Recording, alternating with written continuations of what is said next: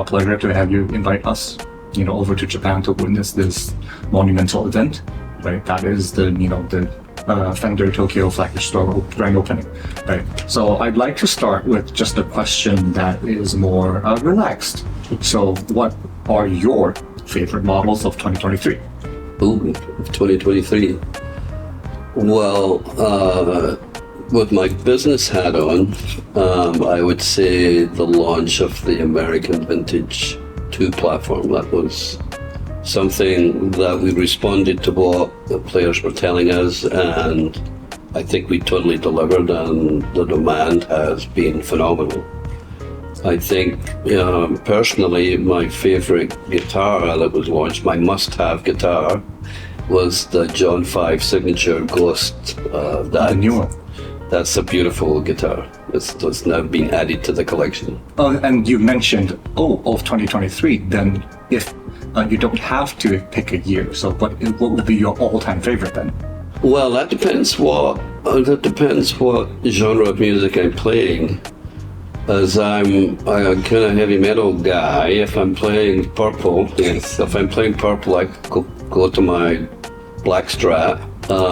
But right now I'm playing a Jim Root Jazzmaster. Nice.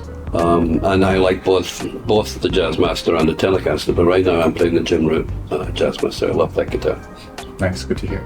And about you? Yeah, I would have to agree with Andy. The Vintage 2 launch was fantastic, and we were outside, I think it was the US, we did a big event here for Vintage 2, and we had several thousand people going down the street waiting all night to get into our event that we had and play the guitars. So yeah, Vintage 2 for me, and there's a lot of reasons why. I love the guitars, and I also love that experience, and so did our consumers here. Right.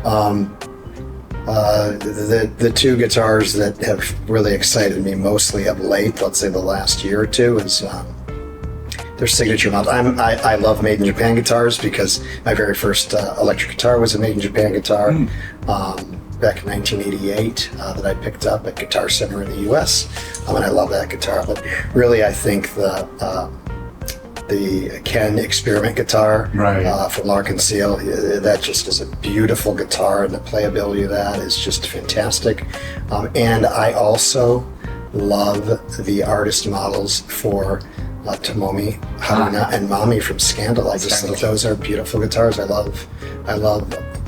can't decide which, between the two guitars and the bass, which one I love the most. They're great, and they're great artists, and so we love to support artists. So those would be my two favorite groups, personal groups in the recent history. Right.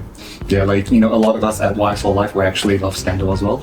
Yeah. Yeah, so we actually interviewed them a couple years ago. Yeah, so. A lot of people look at their performance and they listen to their music and stuff like that, and they think, well, okay, they're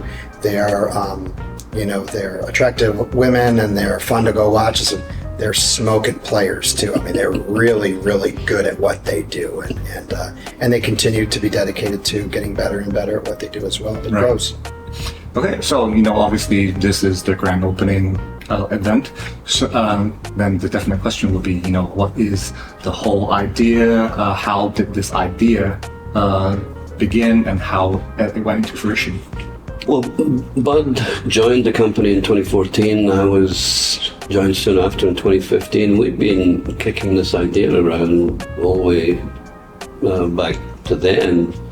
But really, I think we're at a pretty good pivotal moment in time for the music instrument industry, in that we were a $400 million company back in those days, and we were growing nicely. We're growing high single digit, double digit.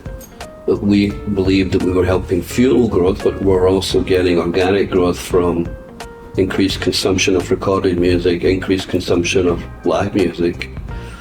And then COVID hit, and the business exploded. And now we're close to being $1 billion company here, and we believe we're at a scale and at a time where we can really have an opportunity to elevate the brand, elevate the whole music instrument buying experience to equal that of other brands that have the same type of emotional depth that Fender has. As I say, I'm fortunate to have worked with Nike, Disney, and now Fender. There's very few brands that people have the emotional connection deep enough to actually tattoo their logo on their body. And Fender's by far the smallest of those brands, so it shows you the depth of that connection. And I just think we're at this time where this brand really needs to be showcased in the way it deserves. And if the same thing happens when we went through the same experience with other brands, it will act as a catalyst for the next level of growth for the entire dealer network, the entire industry. And then a lot of the missions you set out, for this store to have, I would say, personally, and as well, I believe my coworkers feel the same as well, which is, we experienced the store even just for 2 days. Because we were here on the 27th and today, and then I would say you definitely achieved that. Because we felt that, I walked in and the atmosphere, all the, relaxed mood and everything, and I just kind of want to pick up a guitar. Yeah. And another thing that you kind of mentioned, which is with importance, which is the Fender coffee, right? That's powered by Verve coffee roasters. And another kind of fun question, I assume, which is, how would you describe the Fender flavor? I'll give you the Fender flavor of coffee? Yeah. In tune. In tune, which is the name of it. Literally, a couple people from the company, and we all sat down and we did the taste. We created the blend. And once we created the blend, because we were all, pretty much coffeeed out that day. The next day we sat down and we put a bunch of names on a piece of paper, and the name In Tune jumped out to everybody and said, yeah, that's really how I felt when I tasted it, and it's in balance. And and that's kind of what playing music is all about, is wherever you are, whether you're happy, whether you're sad, whether you're stressed, pick up your guitar and the world all makes sense and you're in tune. I want to be present for the tasting session for the beer and the scotch. Yeah. Step by step. Okay, so then, in your previous press, and so you mentioned that this store will be able to host different events, well, besides this one, of course. Mm-hmm. So what would the Fender enthusiasts be able to expect? Master classes or workshops, that kind of thing? Well, you want to go first? No. Well, the first thing for us is we really want to get sort of the store bedded down. We really want to operate as a store, and to really, our goal is to inspire the people that come in here, and we want people to come in and have an experience, just like you were talking about before. We want, that's this before the store's even open, but we want everyone to come in here and be inspired to play, and what we think demonstrated, and part of everything that we've done the last couple of days, we've done 4 pretty major, after tonight, 4 major events.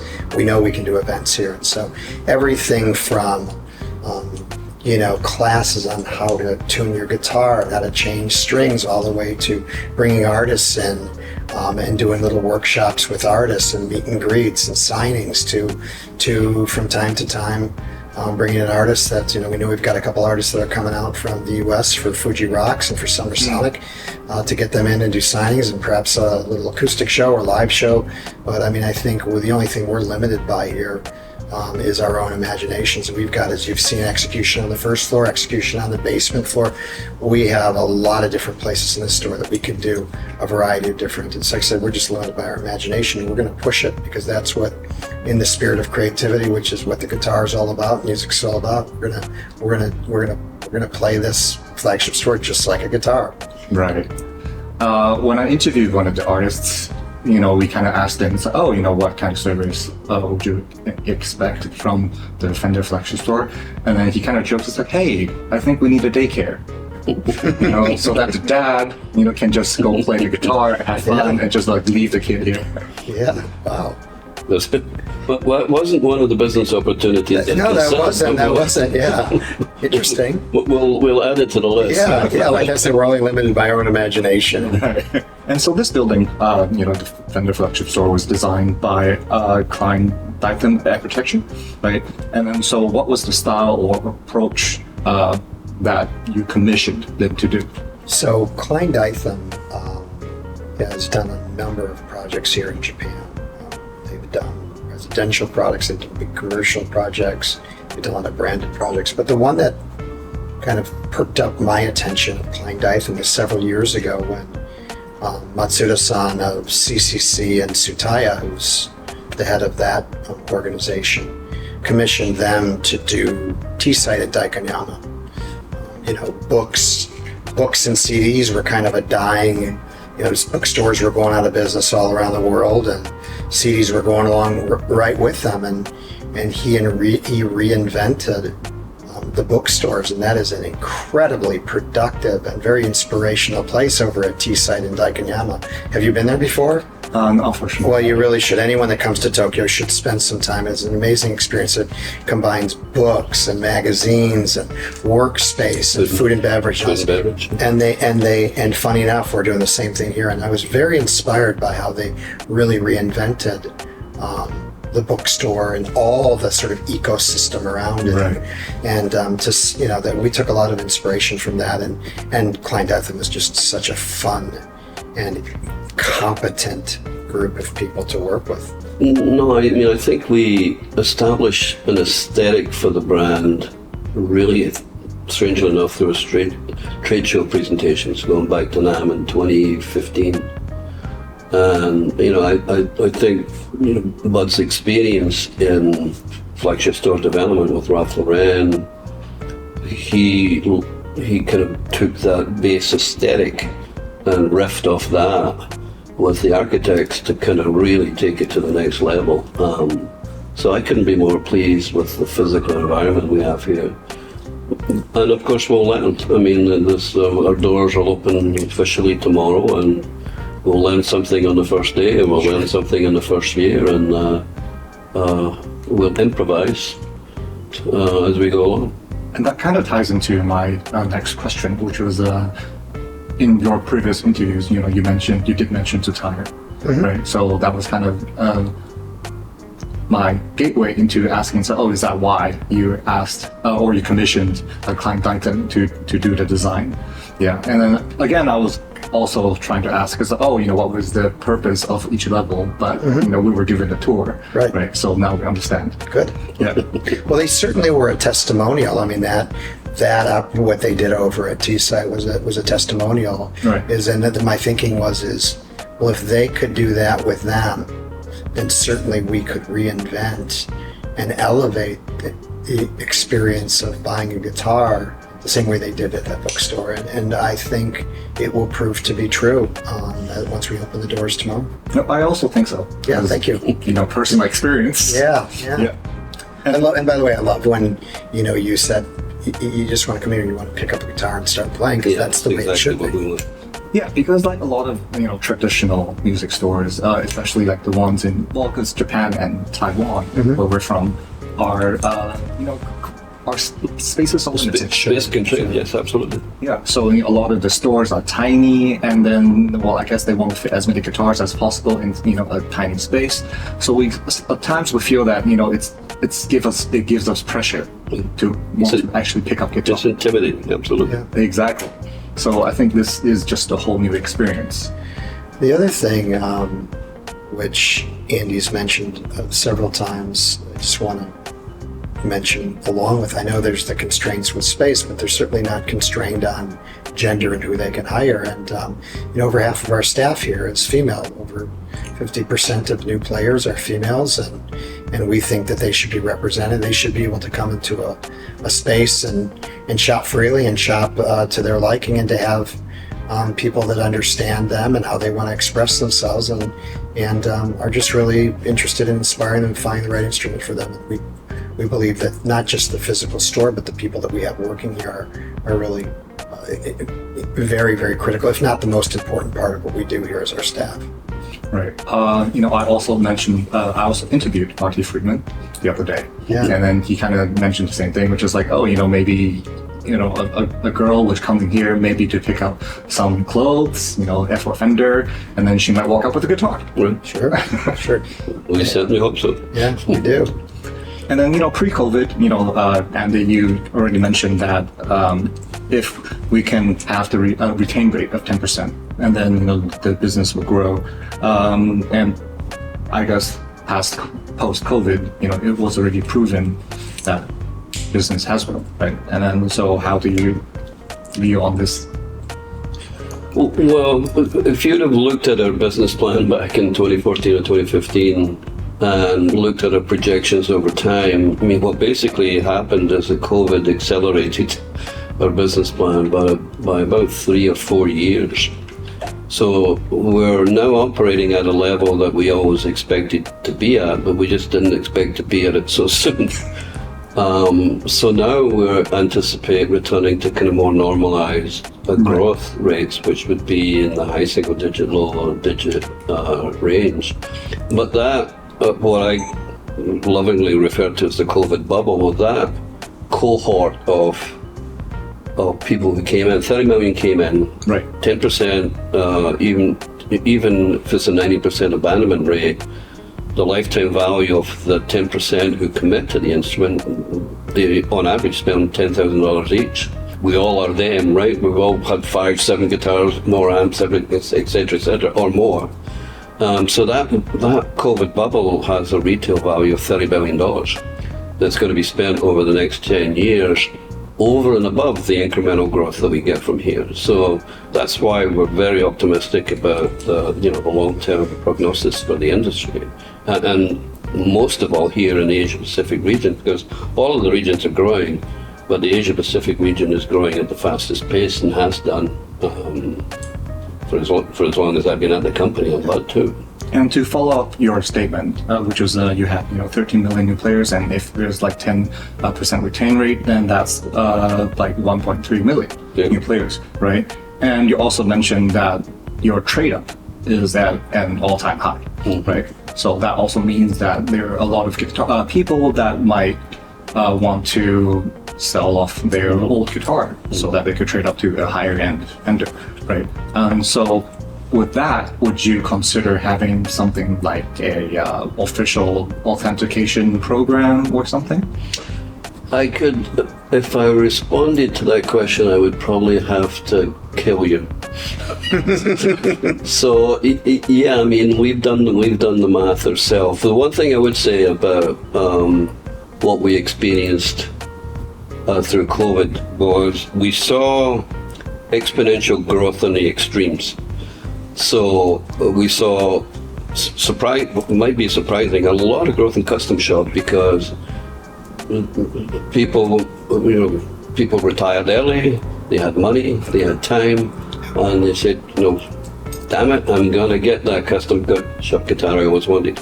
I don't think those people are giving up those guitars. But where we saw by far the biggest growth is entry-level acoustics. Right. And for the folks who give up their entry-level acoustic, it tends to go under the bed or into the closet. It may find its way on eBay. It may find its way onto Reverb in the US, but I don't think it's unlikely to have a negative impact on the industry. There are definitely more used guitars in the market than there were before COVID. But I've always viewed the used guitar market as just symbiotic because I put myself back in time. I couldn't afford to buy a new guitar. So, I bought a used Music Master. That was my first guitar, and eventually I graduated up to get a used Stratocaster, and eventually I got a new Stratocaster. So I think having that option for customers to come in, that's actually a beneficial option to just bringing new players into the market. And retain rate is one of the important things that you strive for, right? And Fender is also proactively pushing the music education, right? With Fender Songs, that kind of thing. So is that one of your ideas of keeping that?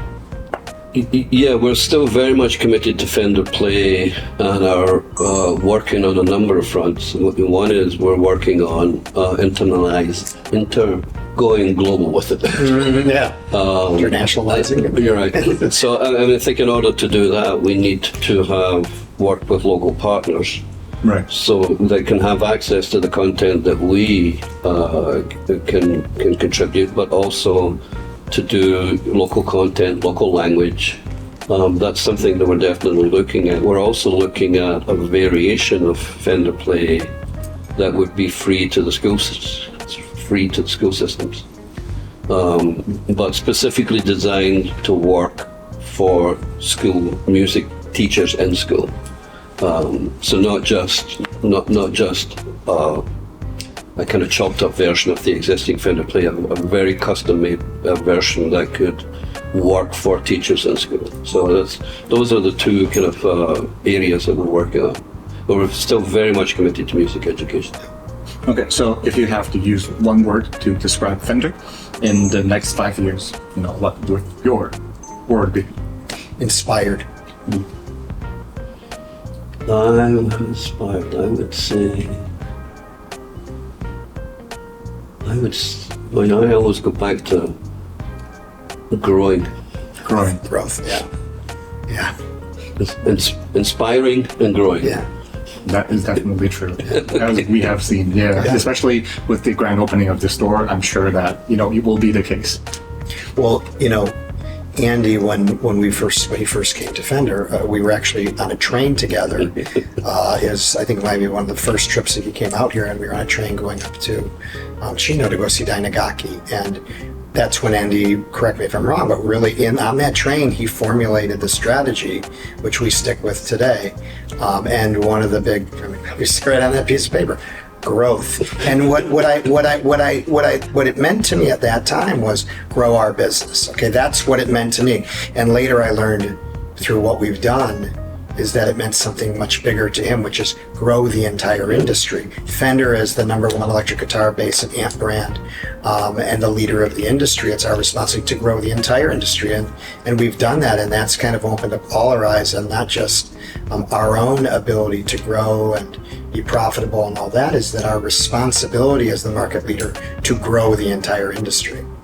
Yeah, I mean, growing at the expense of other brands doesn't do anything for the retail base. It's a zero-sum game as far as they're concerned.